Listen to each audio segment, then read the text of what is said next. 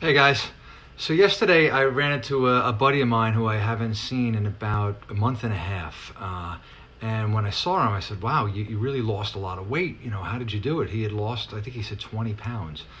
And he told me that he had started using intermittent fasting. And I said, "Wow, what an amazing change in you. 20 pounds in just a month and a half."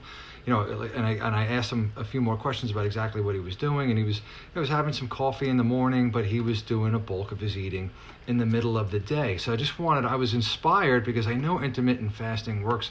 I use intermittent fasting almost as part of just my everyday lifestyle and eating habits, and I just wanted to talk about it for a couple of minutes because it's so powerful yet so easy to implement, and it's something that we can implement right away, even if we're not sure as to what we're eating, the combination of foods we're eating.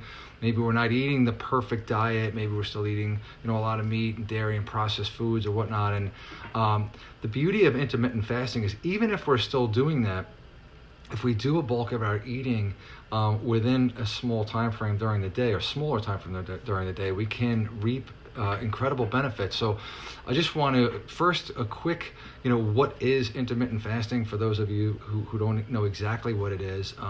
We hear about it a lot. We're hearing about it more, but basically the word intermittent means sporadic, not regular, broken.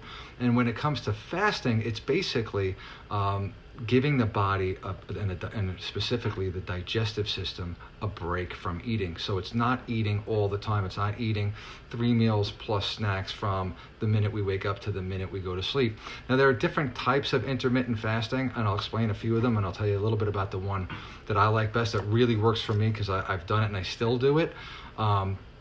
You can do some people will just not eat one day a week or one day every other week. They'll take a full day off from eating. Some people will take a day or two of the week and eat maybe only 500 or 600 calories as opposed to maybe 2,000 to 2,500. So there's different ways to do intermittent fasting. But the one I like the best and what works for me, because I feel like it jives more with the cycles of our body throughout the day, is basically doing my solid eating in an 8-hour period. That's usually from noon to 8 p.m., sometimes 11 to 7. And if I can bring that heavier eating, further away from bedtime, the better. And this is typical of kind of what the Europeans do. They take long breaks for lunch, and they eat and they walk and they rest and whatever, and then they go back to work. That's kind of intermittent fasting. They may have smaller meals before and after, but a bulk of their eating is during the day. Now, what this allows, the body's digestive system is the strongest during that period of time. As we wind down in the day, we start to shut down. The rays of the sun from the setting sun trigger optic nerves in our eyes for the body to slow down and to start releasing melatonin, and to start getting the body ready for rest and ultimately sleep. When that happens, our digestive system is not strongest. Our body is shutting those down. So when we eat late at night, we can really just wreak havoc on that cycle of our body. So the body's getting ready to rest, and while we're asleep, it's very busy assimilating the food that we've eaten during the day. And then from kind of 4 a.m. to noon, the body's eliminating. That's why one of the first things we do when we wake up is we have some kind of elimination. Then from 12 to 8 is when we're ready to take in more food and nourishment. So those are kind of the general cycles that follow the circadian rhythm. Circadian meaning around within the day. But back to fasting. So eating most of our solid food during that 12 to noon, 11 to 7 period is when, like I said, our digestive systems are strongest. And more importantly, at the end of the day, it's allowing our body to shut down and get ready to do the other repair work, healing work, making blood, making saliva, fixing cuts, growing hair, growing nails. All of that can happen without, remember, the digestive system of our body requires the most by far amount of energy. So when that's done for the day and at rest, the body has all of that energy, all the energy it needs to go do those other things.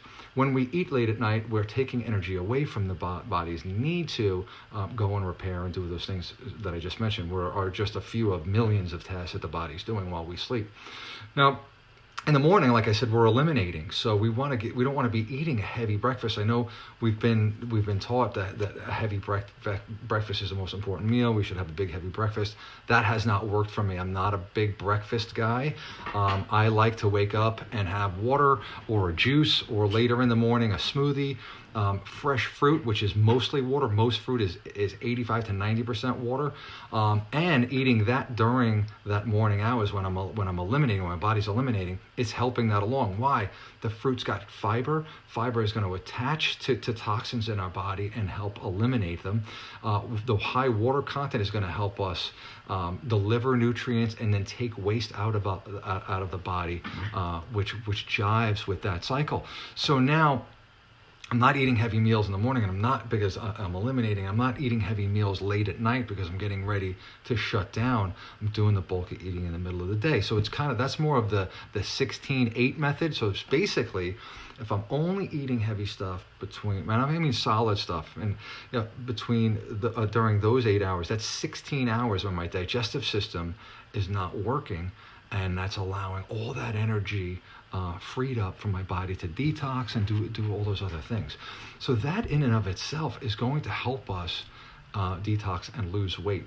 Now, to take it one step further, we can then, within that time frame, start to bring in better eating, crowding out bad stuff, adding in good stuff, more whole foods, more fruits and vegetables, nuts and seeds, whole grains, quality water.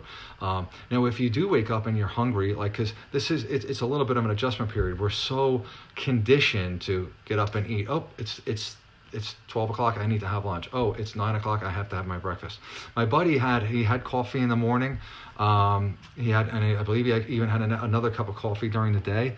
So he wasn't doing, he was doing it his way. But again, the key was he was giving his digestive system a very solid break for most of the day. And that's really what intermittent fasting is. You can go a whole day without eating. The cool thing about intermittent fasting is it's not a fad, it's not a diet. It's actually the way the body's wired to work. Again, following the circadian rhythms, which is following the rise and fall of the sun. And if you think about it, the first supermarket came about in, I think it was 1930 something or 1940, right? So for the thousands and thousands of years that the human race has been around, we didn't have supermarkets, we didn't have corner stores, we didn't have that luxury and that abundance. As hunter-gatherers, we had to go days without food. And that's why our body has the ability to store fat like it does, because we didn't have these conveniences that we have now. So it's just important to note that not eating 3 meals a day with snacks is actually, that's the abnormal, that's the aberration. We're not designed for that. We're more designed to eat when we could and eat what we could. We both mostly had mono meals. If we found if we wandered into an apple orchard, we probably ate a lot of apples at that time because that was what was available. So my point is, it's okay to restrict your calories. Again, if you're experiencing an eating disorder or whatnot, then you don't want to be restricting calories, obviously. But if outside of that, and if you're struggling with your weight, then calorie restriction is good, because you've already got a lot of stored calories in the form of glycogen, which is stored glucose, or fat, which can be released as energy and used as energy, which is the big driver behind the whole keto movement. But intermittent fasting in and of itself is not a fad. It's not a diet. For me, it's become a lifestyle. And I love my fruit, and I'll eat fruit in the morning. I'll drink juices. They're mostly water, and I'll drink a lot of water. And doing that as late into the morning as possible, and then having a nice meal, whatever that is for now, is a very, very healthy start. You can start doing that right away, and especially now, given that there's so many great fruits in season.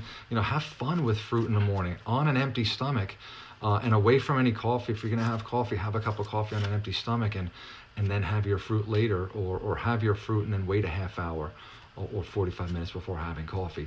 But fruit on an empty stomach, especially in the morning, oh my God, the cleansing effect, you're cleaning your inside of your body with fruit and water. It's just incredibly powerful, and allowing your system, you'll wake up more clear. by not having had digested food in your stomach overnight. Undigested food in your stomach overnight. It's just the clarity, the energy, just by employing this. Give it a shot. It's a great way, even without making major changes to what you're eating, but really paying attention to those circadian rhythms and trying intermittent fasting. It's incredibly powerful. More and more studies are being done, finding that the key to longevity is actually calorie restriction and the kinds of calories we take in. Not every calorie is different, but I'm already going into many other topics which we'll save for another day. But just having seen my buddy and seeing again the powerful effect of intermittent fasting in such a short period of time was incredible, and I wanted to share it with everybody and remind everybody that this definitely jives with more of the way the human body is made to operate. And that you too and anybody can, just by employing this right away, start to see really, really positive benefits. So any questions, please pop them in the group. I'll get to them right away. I hope everybody's having a great summer. We got a lot of good stuff coming up. We're going to probably do another challenge soon, but I'll tell you guys more about that later on. It'll be way after the holidays and stuff. So enjoy your summer. I'll see you guys soon. Any questions, again, please lob them in. Alrighty.